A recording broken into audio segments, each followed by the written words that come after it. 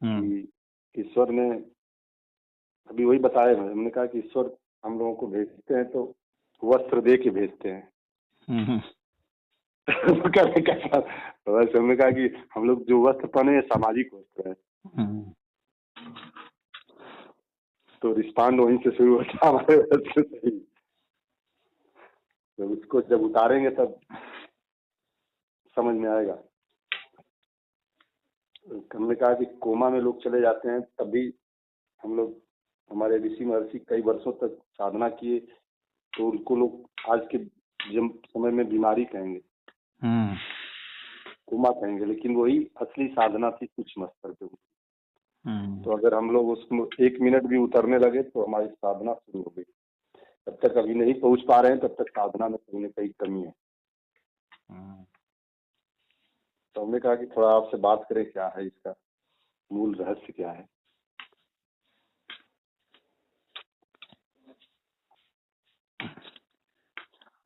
हाँ, कई तरह के आवरण बताए जाते हैं। तो अच्छा, तो जो वस्त्र की बात किए हो,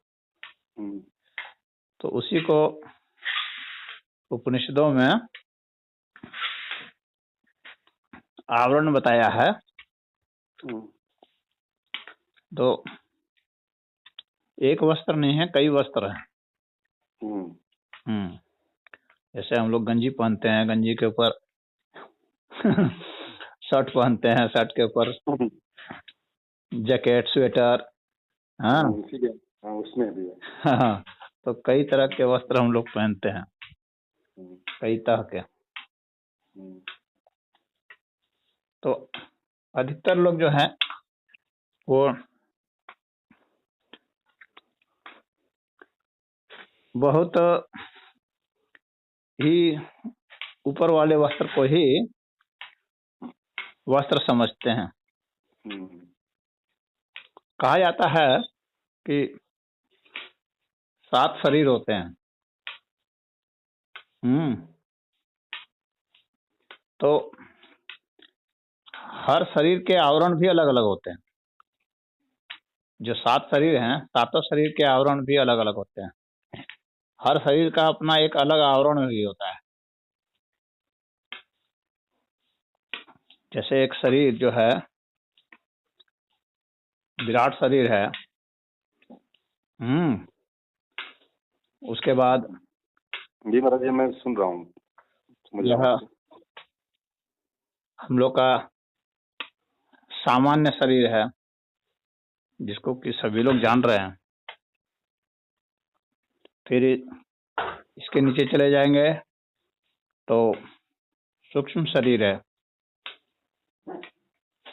उसके नीचे चले जाएंगे, मतलब और गहराई में जब चले जाएंगे तो कारण शरीर है। उस कारण शरीर को भी अलग अलग जगह पर लोगों ने उसको बांटा है, कारण शरीर को भी। तो बताया है कि अंतःकरण का शरीर है।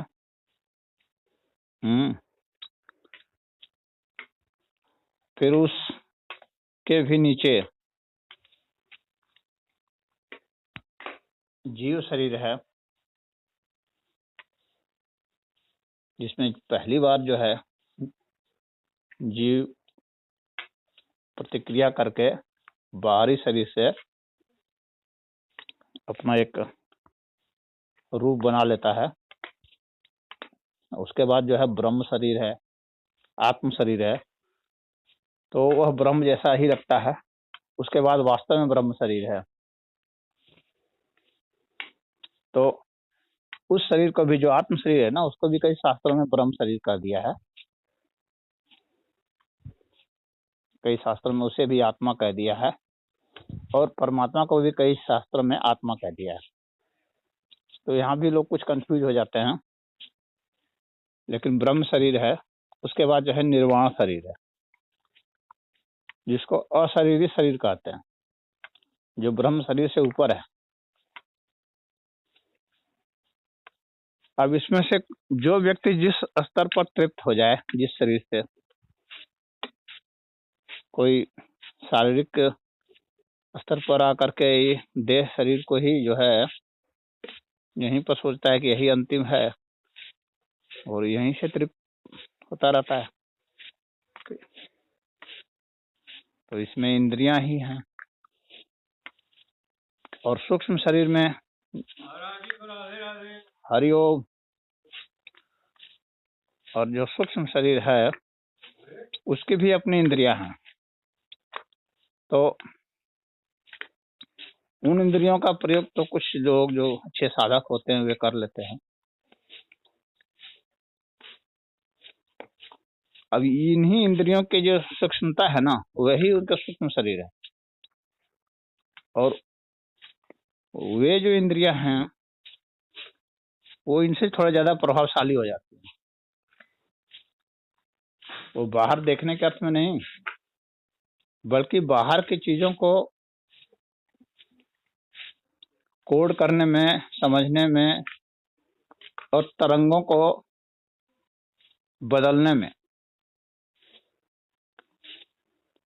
वो ज्यादा प्रभावशाली होती है। उसके माध्यम से हम लोग अनुभव करते हैं। और सूक्ष्म शरीर से ज्यादा और सूक्ष्म जो है वो अंतःकरण का हो जाता है।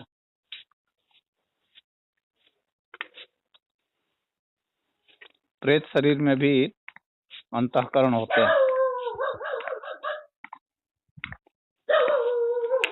और जब उसके भी और नीचे गहराई में जब व्यक्ति उतरता है तो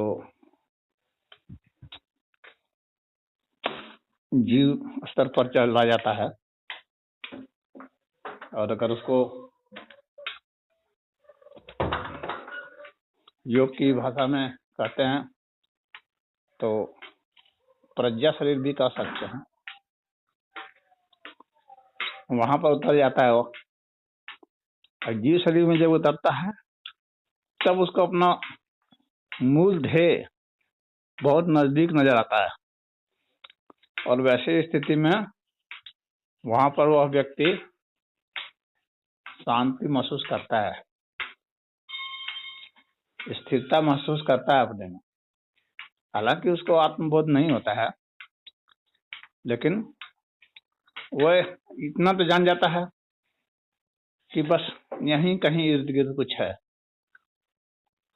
और संसार से डिटैचमेंट हो जाता है। जब अलग हो जाता है तो वहां पर वह आराम से रह लेता है। बहुत साधक बहुत लंबे समय तक रहते हैं, लेकिन थोड़ा फ्रस्ट्रेटेड भी हो जाते हैं। कुछ हल्की सी बेचैनी भी होती है उनको, क्योंकि ठीक करीब हो और मिल ना पाए तो ये बेचैनी उसको रहती है। इतने करीब हैं और मिल नहीं पा रहे हैं, और अपने आत्म स्वरूप को भी नहीं पूरा महसूस कर पा रहे हैं। तो वह स्टेज जो है ना, साधक के लिए सबसे जटिल स्टेज है। और कितने लोग फिर वहां से बाहर की ओर लौटते हैं, फिर पुनः जो है इस भौतिक शरीर की ओर आते हैं। लेकिन अगर वो कोई वहीं टिक गया, योग में बाधा बताई जाती है, तो जो बाधा है उसका उपाय यही है कि उस बाधे को ही ध्यान का विषय बनाए हो। अगर बाधा को भी ध्यान का विषय बनाने में समर्थ हुआ, जैसे किसी को क्रोध आ रहा है तो क्रोध को ही ध्यान का विषय बना ले, किसी को भय लगता है तो भय को विषय बना ले, किसी को दर्द बाधा मालूम पड़ रही है तो दर्द को ध्यान का विषय बना ले, बिंदु बना ले। किसी को विचार महसूस हो रहा है कि ये विचार जो है हमको रोक रहा है तो विचार को बना ले। तो अगर ऐसा करेगा तो वो बहुत आसानी से यहाँ तक उतर जाता है। अब यहाँ पर आकर के उसको कौन सी बाधा होती है? उसको ऐसी बाधा होती है कि यही कहीं, ऐसा तो नहीं कि यही मतलब फाइनल स्टेज है। तो यहाँ पर उसको एक थोड़ी सी भ्रांति होती है, क्योंकि उसको हल्की सी झलक तो मालूम पड़ती है, और उस झलक को ही अगर वह आत्मज्ञान समझ लेता है तो फिर वही उसके लिए बाधा बन जाती है। तो उसको ये समझना पड़ेगा कि जैसे किसी एक भाव की उपलब्धता अगर हो जाती है तो वही पूरे ईश्वर तत्व की उपलब्धता नहीं है। वहीं से उदाहरण फिर के लिए, अहंकार भी, वहीं से उसको अहंकार भी आ जाता है ना, तो फिर वो हाँ, खत्म की तरह। उदाहरण के लिए ईश्वर का एक भाव बताया गया है, संभाव। तो अगर वहां पर उसको संभाव की मालूम पड़ने लगे, संभाव की स्थिति उसको हो जाए, तो वो सोच लेगा कि हाँ हम तो अब ईश्वर तत्व को प्राप्त हो गए। तो फिर वहां जो है कंफ्यूज कर गया वो, क्योंकि मात्र संभाव ही काफी नहीं है, ईश्वर के अन्य भाव भी उसको आ जाने चाहिए, जैसे कि निष्काम भाव, जैसे कि न्याय भाव, जैसे कि करुणा भाव, शौर्य भाव। सब सारे भाव जो हैं एक साथ आना चाहिए। जब एक साथ सब आ जाएगा तभी समझना चाहिए कि ईश्वर तत्व का उसको बोध हो गया, यथार्थ बोध हो गया। अनंत भाव, कि अपने को महसूस इस तरह से वो करे कि मैं ही अनंत हूँ, हाँ, या अपना मैंपन समाप्त हो उसको मालूम पड़े, और उस ईश्वर को ही वह मैं कहे तो कोई बात नहीं है, या तो फिर तू कहे, या फिर कुछ नहीं कहे, वह और भी अच्छा है। यानी खामोशी होनी चाहिए, शब्द नहीं होना चाहिए, निराकार स्थिति। वो वहाँ कुछ कह भी नहीं पाएगा। हाँ, अनिर्वचनीय हो जाए, कुछ कह नहीं पाए, सोच नहीं पाए, वैसी स्थिति भी जब हो जाए तो उसको कहना समझना चाहिए कि अब ईश्वर तत्व का बोध हो गया है। लेकिन वहां पर फिर एक जो है उसमें भी अलग अलग कैटेगरी हो जाती है, ज्ञानी में, भक्त में। जो व्यक्ति इस स्थिति तक पहुंच जाता है कि परमात्मा में ये तत्व लीन हो चुका है, तो वह ज्ञानियों का जो है, ज्ञानियों की मुक्ति बताई जाती है। लेकिन भक्त जो है मुक्ति की प्रार्थना ही नहीं करता है, तो फिर उसकी मुक्ति क्या होगी? एक प्रश्न ये उठता है। क्योंकि उसने कोई ऐसी इच्छा ही नहीं की कि अभी मुक्ति हो जाए, वो तो बस अपना ईश्वर के गुणगान में ही लगा रहता है। इसीलिए लगता है महाराज जी, थोड़ा सा एक मिनट में रुकूंगा। लगता है ज्ञानी मार्ग में ज्ञान हमेशा तर्क में वो दिमाग को रोकता रहता है, और भक्ति मार्ग में वो बढ़ता चला जाता है। वहाँ जो अहंकार आता है ज्ञान की वजह से थोड़ी ज्यादा आती है, और उसको ज्यादा समय भी लगता है, हमको लगता है। अगर उसी को ज्ञान रूप में केवल किताबी ज्ञान से लेके अगर थोड़ा सा उसने प्रैक्टिकल जीवन में अपने भक्ति मार्ग में आ गया तो उसको जल्दी सफलता लगता मिल जाती है। हाँ, नहीं, ज्ञानी मार्ग का भी वो होता है, प्रैक्टिकल होता है, ऐसा नहीं है कि नहीं होता है। उसको जहां तक की अनुभूतियां होती है ना, तो थोड़ी सी दिमाग उसका जो ज्ञानी मार्ग है उसको मुझे लगता है कि वो थोड़ा फंसाता रहता है कभी न कभी। हाँ, थोड़ी नहीं, बहुत फंसाता है। हाँ, वो मैं। हाँ, और भक्त को कुछ चाहिए नहीं, तो जिसको कुछ नहीं चाहिए उसकी मुक्ति क्या है? तो उसकी मुक्ति यही है कि वह किसी भी जीव में जन्म सकता है, आ सकता है, जा सकता है, बिना कर्म के, बिना कर्म संस्कार के जो है वो आता है और प्रेम का प्रवाह करता है। वो जन्म ही इसलिए लेता है, यानी ईश्वर का वो प्रतिरूप हो जाता है, स्वरूप हो जाता है वो। ज्ञानी सदैव जो है ईश्वर तत्व से थोड़ा अलग ही रहता है, और भक्त जो है ईश्वर का स्वरूप ही हो जाता है। ईश्वर उसके माध्यम से ही जो है सबको, हर प्राणी को प्रेमास्वादन कराते रहते हैं। यह जो है अल्टीमेट होता है, और वो यह नहीं कहता कि अब जो है जन्म मरण से मुक्ति, नहीं, उसको जन्म मरण से मुक्ति का मतलब नहीं है। वह तो कितनी भी बार जन्मेगा, कितनी भी बार मरेगा, उसको कोई फर्क ही नहीं पड़ रहा है, क्योंकि वास्तव में वह जन्म नहीं रहा है, मर नहीं रहा है। इस तरह का उसको बोध हो जाता है, इसीलिए वह मुक्त है, क्योंकि वो कहीं भी आ सकता है, जा सकता है, किसी भी लोक में, चाहे सत्यलोक हो, चाहे ब्रह्मलोक हो, चाहे स्वर्ग लोक हो, चाहे कोई लोक हो, हर लोक में वो जा सकता है, और हर लोक से वो डिटैच रहता है, किसी से उसको किसी लोक से वो मतलब भी वैसा नहीं रखता है उसका, मतलब आसक्त नहीं होता है, क्योंकि वो हर समय तो गुणगान में ही रखता है। हनुमान जी का बड़ा बढ़िया प्रसंग है, जो शनि महाराज हैं वो कहते हैं कि हनुमान जी हम आप में प्रवेश करेंगे, क्योंकि सभी में हमारा नियम है प्रवेश करने का, तो 7.5 आप में लगेगी। तो हनुमान जी कहे कि लेकिन हमारे में तो कहीं जगह ही नहीं है, आप प्रवेश कहाँ करेंगे? कि मेरा रोम रोम जो है वो तो राम से भरा हुआ है। तो आप प्रवेश कहाँ करेंगे?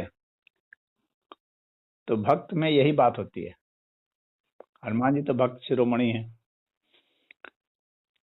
तो हनुमान जी यही कहते हैं कि हमारे में कहीं कोई जगह नहीं है, तो आप कहाँ आ पाएंगे। तो ये भक्त इसी प्रकार का होता है कि उसको कहीं पर कुछ भी और खाली जगह नहीं मालूम पड़ती सिवाय अपने इष्ट के।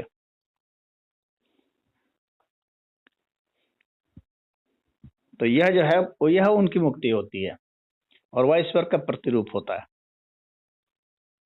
ठीक है।